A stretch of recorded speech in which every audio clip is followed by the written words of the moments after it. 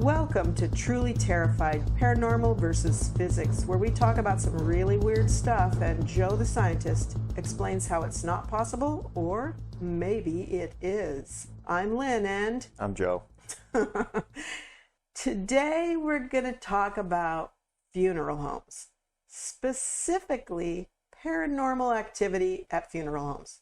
I have my own experience at one, and I've found some others that other people had. So first off, a funeral home is where usually a dead person, not that usually they're dead, but that it's where a dead person is usually prepared for burial. The person is embalmed, cleaned, dressed. Perhaps their appearance is fixed up with a little makeup or something. Then the body is placed in a casket. Most places also have viewing rooms where family and friends can come look at the dead person in the casket.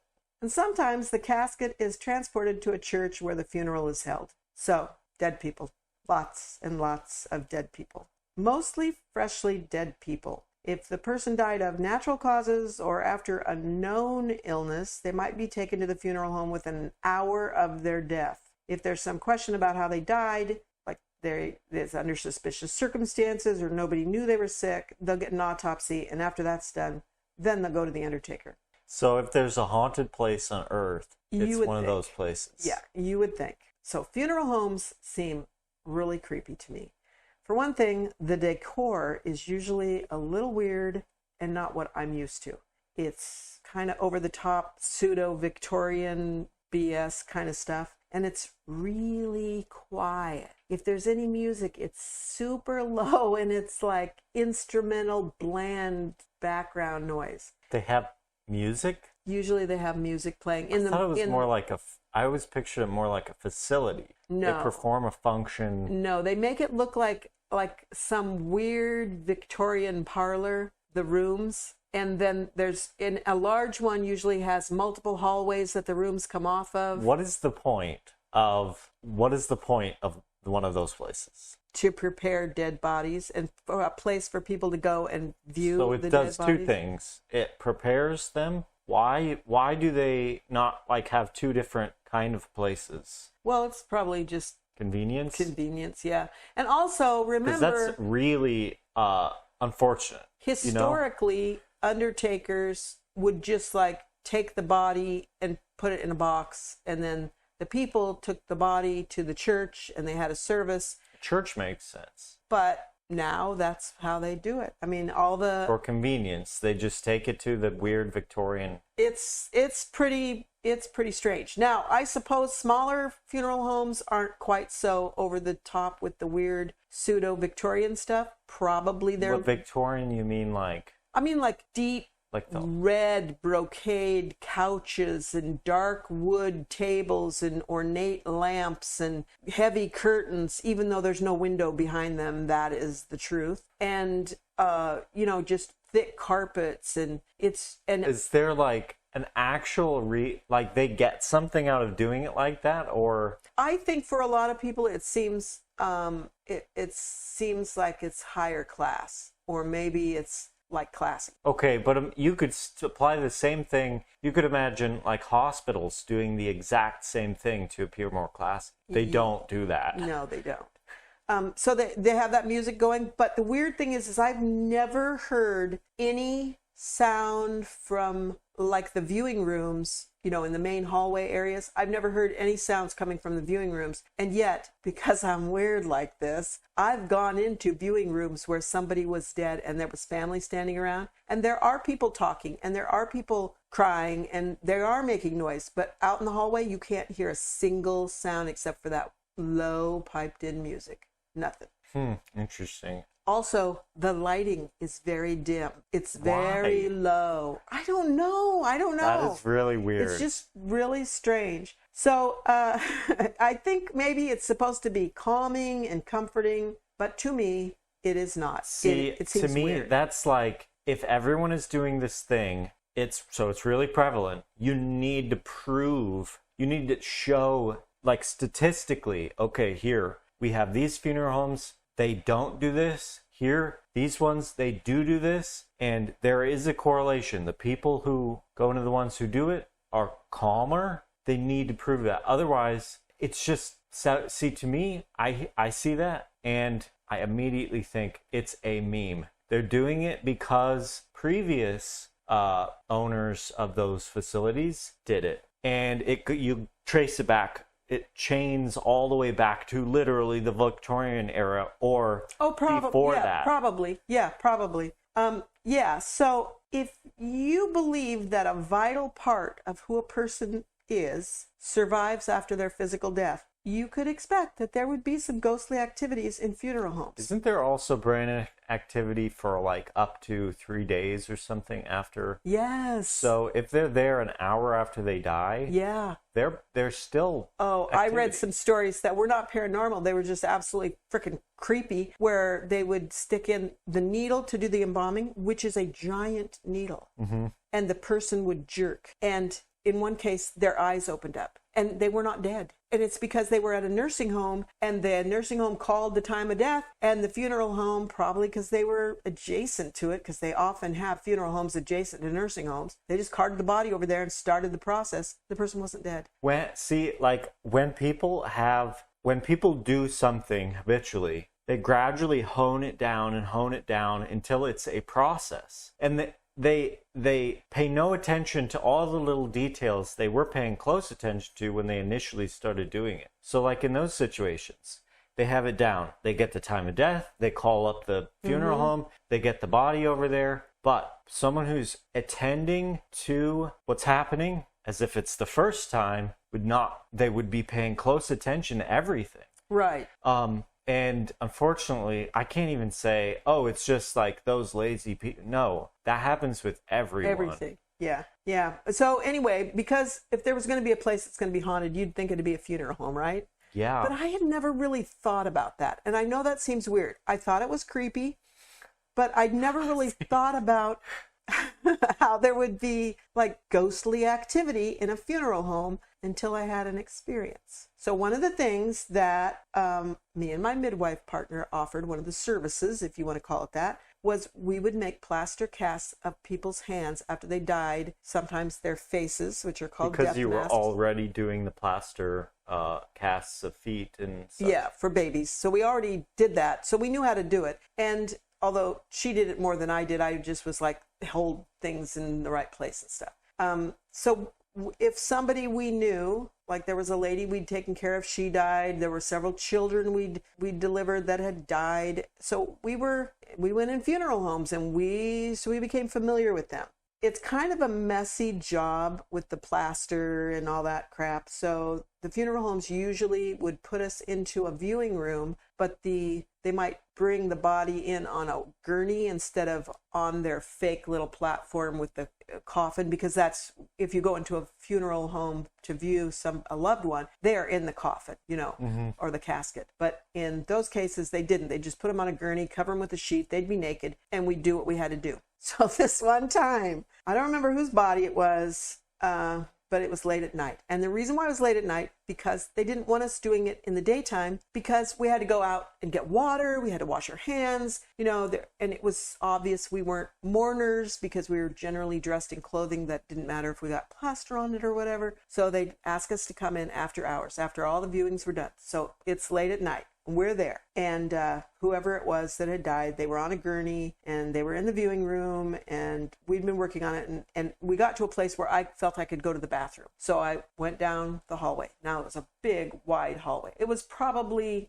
12-foot wide hallway. So they can roll the... Yeah, and also think, how people gather at things, they kind of gather in little groups, and so they're probably, as they're walking out, they're probably gathered. So it's to accommodate a lot of people.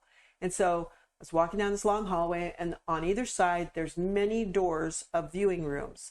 And I looked in a lot of viewing rooms, and I was in a lot of viewing rooms, and they were all pretty much not exactly the same. And they had names on the doors, like the blue room or whatever of this particular mortuary. But, it's completely quiet except for the piped-in music that's slightly playing, and the lights are dim, and I walk down the long carpeted hallway. I tell you, man, the most haunted places, theoretically, and they're doing that stuff, They're just asking for it. Maybe they're set it up that way, you know. Maybe, you know, it's like the Catholic Church with their incense and music and everything, and they're chanting. Maybe it's to reach all your senses at the same time to give you the most sensory experience. Feel like, oh, it's not a haunting. It's like, this is a connection. Yeah. So I got all the way to the end of that hallway. It was a straight shot all the way down till it T'd, and that T was another long hallway, but that was kind of where the reception desk was. And if it had been light, there would have been light coming in because it had windows. That was the only room that had windows. Even though the viewing rooms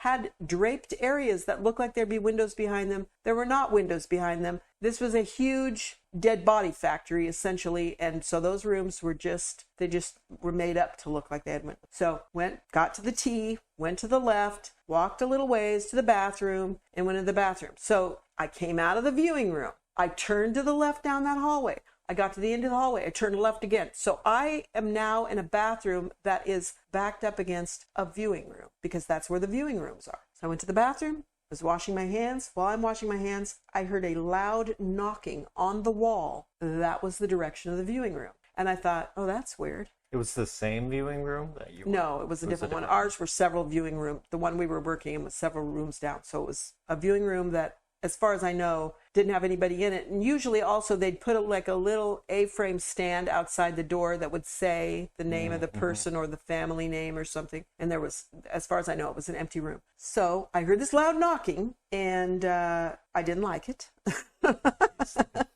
And so I quickly started drying off my hands. And then I heard it again, only louder on the wall. So I'm washing my hands. I turn. This is the wall that shared with the viewing room, and it's right there where I'm drying my hands on, you know, one of those. I don't think it was a air thing. I think this is long enough ago that it was a paper thing.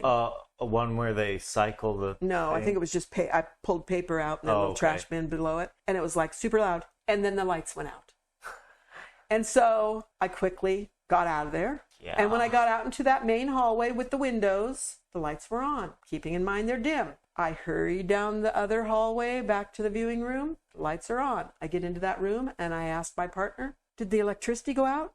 She said, no, there was no interruption in the light whatsoever. There is no way she could have made it down there to like freak me out. And also, I think I would have heard if she'd opened the door and reached in and turned off the light.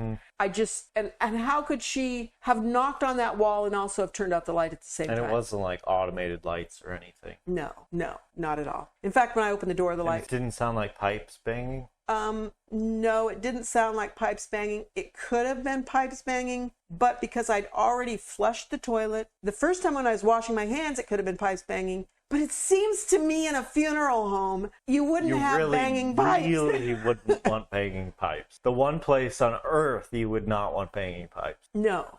So what do you think? What do you think that was?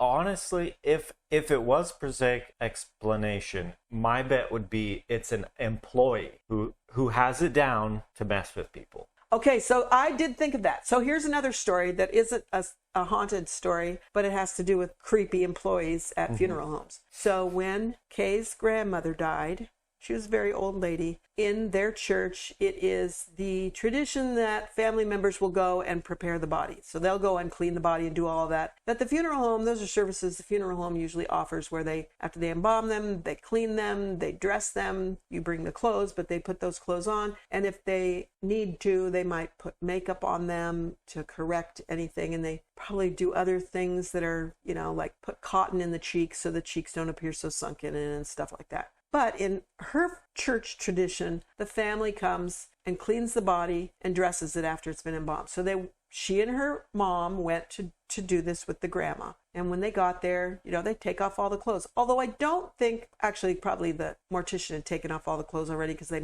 embalmed the body. But I don't think that it's like they just take grandma and uncover her completely and she's just laying on this board naked. I think they probably keep the sheet over and take an arm out and wash an arm and then, you know, and kind of do it with respect to her modesty. Primarily she's symbolic. Yeah. So when they get to her abdomen, where her belly button should be, there is no belly button. There's a button. Oh. A button like a coat button. That is horrible. Kay described it as being like, you know, like a inch diameter, inch and a quarter inch diameter button with holes in it, but it's not sewn on. And so Kay tried to pick it up, but it was glued onto her mother's abdomen. Why? Now, this is what I think. I think they probably have some special thing that they cork up where they stick the deal in to do the embalming. And for whatever reason, I think it was one of those weird tricks of a twisted mind, thought it was funny, and the funeral home person glued a button on. When they're gluing the little place closed, they glued a button on because they thought it was funny. That's what I think. That is horrible. No matter what, they shouldn't have done that. No, I agree. My own feeling is that they should treat them as if they're alive. Yes. Perform any procedures, but don't do any weird shit, because that's either illegal or ethically horrendous. It is extremely, if nothing else, disrespectful. Disrespectful to the dead person, disrespectful to the family. So I'm going on record right now. When I die, I do not want to be embalmed. I want to be not buried for 3 days, so my brain activity has stopped and it's not aware that it's being put in a box, and then bury me after 3 days. That's what I want. I do not want to be cremated. Just in case don't want any buttons sewn on. Don't want any buttons sewn on. Do not want to be embalmed. Embalming. That does seem kind of creepy. It is. Embalming, it seems to me to be really disrespectful, because you're taking out all the person's blood and you're putting in a chemical, and it's supposed to keep their body fresh. But if you bury the body in a reasonable amount of time, it doesn't matter. You don't have to do that. Yeah. I mean, I suppose suppose want to be dug back up like that. Oh, like that nun? Nun. Yeah. But if you were going to transport a body like President Lincoln, he was carted all across the country in a funeral train so people could pay their respects. I'm assuming they embalmed him. I don't know. Maybe I'm going to look it up. Did they embalm Lincoln? Because how could they cart him across the country if he wasn't embalmed? I have to imagine that that depending on the time, they would have been able to do it more or less better. Okay, according to this, it says President Lincoln was the first public figure to be embalmed and put on view for almost 3 weeks. The embalming technique used on President Lincoln... That's pretty weird. I gotta say, like, what do people get out of that? Is it some kind of fucking sick, like... To see the dead body? To see the dead body? Why? I don't know. So they said the embalming technique used on President Lincoln was primarily used on soldiers who died during the Civil War and needed to be transported home for burial. So that's why. If you're going to be buried within a reasonable amount of time, you don't need to be embalmed. And also, all funeral homes have refrigeration units to put bodies in to stop the decomposition, because if they get backed up, they have to. I don't know if you remember this, but at the beginning of COVID, they had to put refrigerator trucks in the parking lots of hospitals to put the bodies in. Yeah, I remember because the funeral homes were so backed up. So there's no reason to be embalmed. And contrary to public opinion, it is not state law that you have to be embalmed. In every state in the country, you can opt out of having a loved one. I have to imagine, because of religious rights and whatnot, that, like if somebody think it's their religion, you have to be burned on a pyre or something, Oh, I wonder what they do about that. Yeah. Yeah, so I have to imagine they're flexible for those sorts. So the Jehovah's Witnesses believe that the blood holds your life force. I think I'm probably getting that wrong. So they leave it in. And so I wonder what they do. If they... Inject more blood. Get a pig and just pump them full. And then you'd be a reverse pig spirit or something. Embalming. I don't know. I'm going to see Jehovah's Witnesses do embalming. Oh, embalming is considered acceptable by Jehovah's Witnesses. But why? If they won't... I mean, if you're a Jehovah's Witness and you have surgery, you can't get blood during the surgery. Because the blood is powerful or whatever. I don't know. Okay, so this says Jehovah's Witnesses believe taking blood into the body through the mouth or veins violates God's law. So I guess they just can't... But they believe you become a god of yourself when you die. So what do they care? Do? I don't think Jehovah's Witnesses do. I think that's Mormons. I think Jehovah's Witnesses believe that there are only going to be 144,000 souls saved. And if you're lucky and you do everything just right, you'll be one of the army of God, the 144,000. That's what I think. Anyway, so they don't do transfusions, whole blood, packed red blood cells, plasma, white blood cells, Wait a second. or platelets. So if they became wildly successful, or maybe they already are, and they have over 140. Oh, they have over 144,000. Then what the fuck do they say? I guess some of them are screwed. screwed. Like they say, "Oh, hey, welcome to the church," but you're not going to be saved. No, I think you don't know until you die, and so everybody's it's just a lottery? Yeah, I don't know. I see things like that. Let's say that 100 years ago, an angel came down and told the holy person that... We probably shouldn't talk about other religions. Etc., etc. This is how it works. No matter what, there's going to be something lost in translation. They're going to get some things wrong. No matter what. There are facts, quote unquote facts, in your religion or whatever that are false. Even if 99% of them are true, some of them are false. 100%. So which ones are those? And you have to have some procedure for identifying those. So like that sounds pretty specific. So this is what this says. Jehovah's Witnesses believe that only 144,000 people since the time of Jesus can ever go to heaven. What the fuck? They so they're also fucked. believe...